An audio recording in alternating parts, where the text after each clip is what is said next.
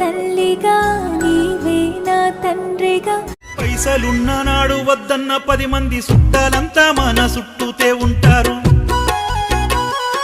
మనము ఏ మాట చెప్పినా ఒత్తాసు పలికేరు, నిన్ను మించిన వారు లేరని పొగడేరు.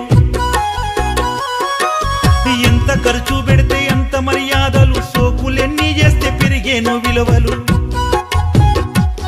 ఈడ పైసేమే పరమాత్మరా, పాప పుణ్యాలకే ఈడ తావులేదు. మాయ మాటలుంటే సాలురా, మహారాజోలే బ్రతుకొచ్చు దొంగలైనా.